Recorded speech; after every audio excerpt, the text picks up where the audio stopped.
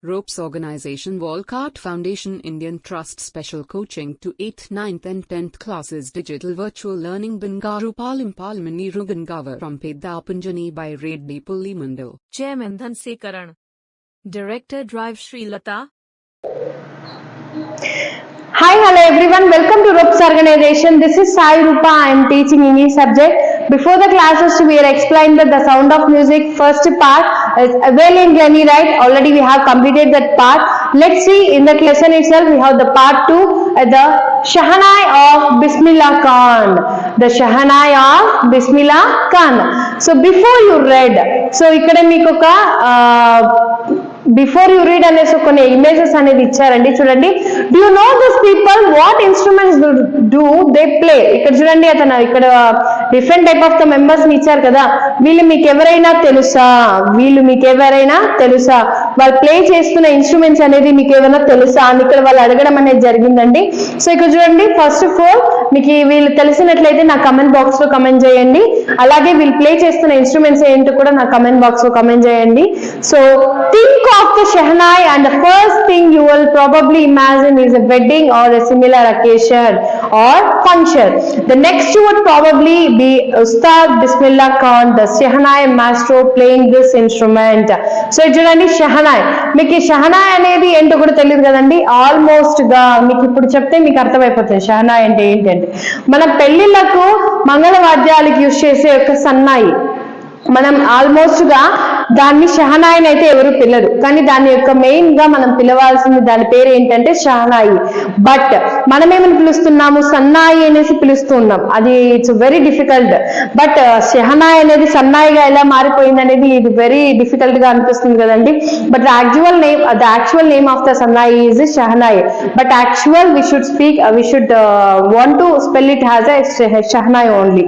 So let's see that how the shehnai is become, అంటే ఎలా షహనాయి అనేది వచ్చింది అనేసి మనం ఈ యొక్క చాప్టర్ లో, ఈ యొక్క పార్ట్ లో చూసుకోవచ్చు అండి. సో ఫస్ట్ వన్ చూడండి, emperor Aurangzeb banned the playing of a musical instrument called pungi in the royal residence for it had shrill unpleasant sound. So ఇక్కడ చూడండి, ఫస్ట్ వన్ ఇక్కడ వీళ్ళు ఎక్స్ప్లెయిన్ చేస్తున్నారు. యాజ్ ఎంపరర్ అంటే ఒక రాజ్యం అయిన ఔరంగజేబ్ అతను ఏం చేశాడంటే బ్యానర్డ్, అంటే మొత్తం బ్యాన్ చేసేసాడు. ఆల్మోస్ట్ అతను ఏం చేశాడు? హీ బ్యానర్డ్.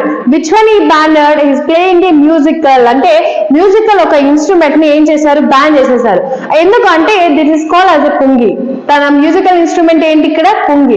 ఆ యొక్క పుంగి అనే దాన్ని ఎందుకు అతను బ్యాన్ చేశాడు అంటే, because is still unpleasant sound. Still unpleasant sound అంటే ఆ యొక్క శబ్దం అనేది చాలా వినడానికి చాలా వినసంపుగా లేకుండా ఉండడం, చాలా మనకి ఎలా అనిపిస్తుందంటే ఇట్స్ అన్ప్లెజెంట్, అంటే నచ్చకపోవడం.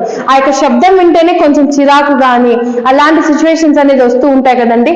సో అలా ఉండడం కారణంగా ఆ యొక్క దాన్ని బ్యాన్ చేసేసారు.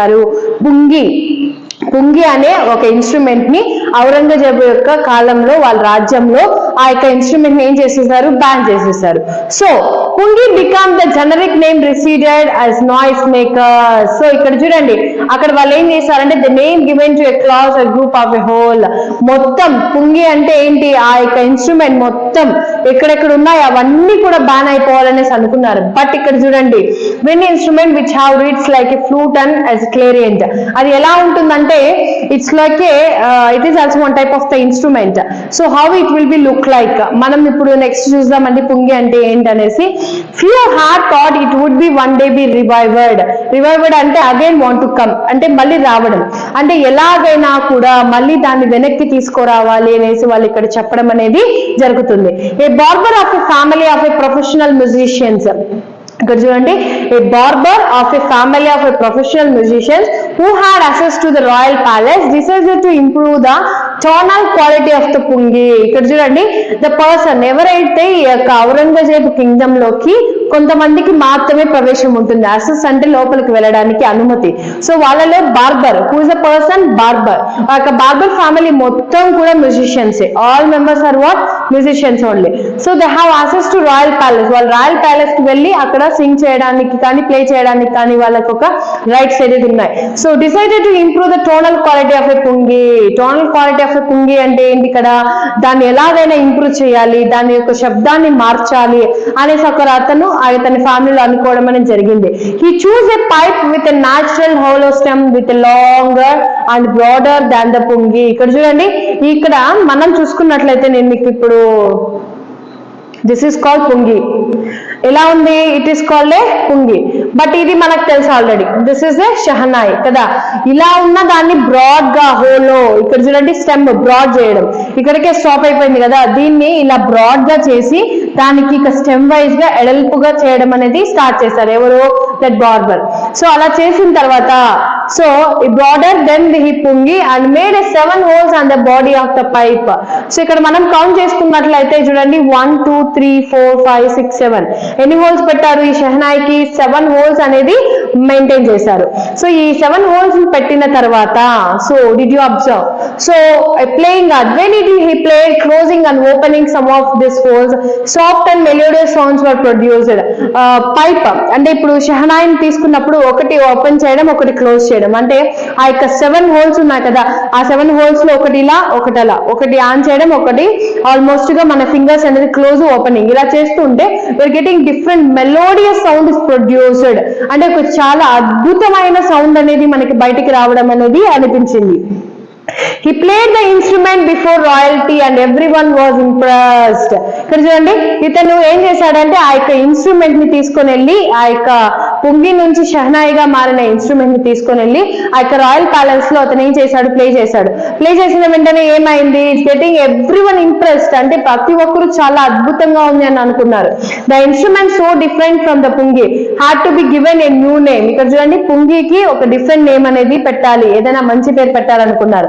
As the story goes, since it was first played in the Shah's chamber and was played by a nai barber, so the instrument was named as Shahnai.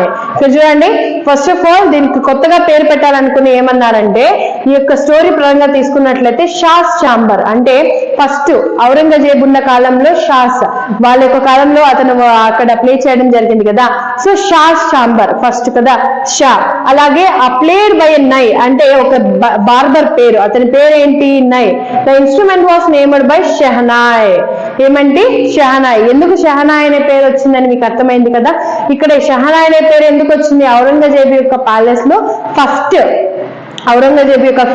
First music అనేది instrument play చేశాడు కాబట్టి Shah. So అతను పాడిన వ్యక్తి పేరు ఏంటి? నై అంటే barber. So let's see the instrument name is changes into the shehnai. So how this pungi is changes into the shehnai did you observe no?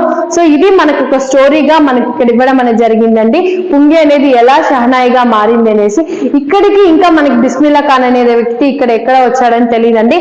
సో ఇది అనేది పారాగ్రాఫ్ క్వశ్చన్స్ కి వెరీ వెరీ ఇంపార్టెంట్ అండి. మీకు ఏదైనా డౌట్ అనిపిస్తే నాకు కామెంట్ సెక్షన్ లో కామెంట్ చేయండి. Thank you one and all.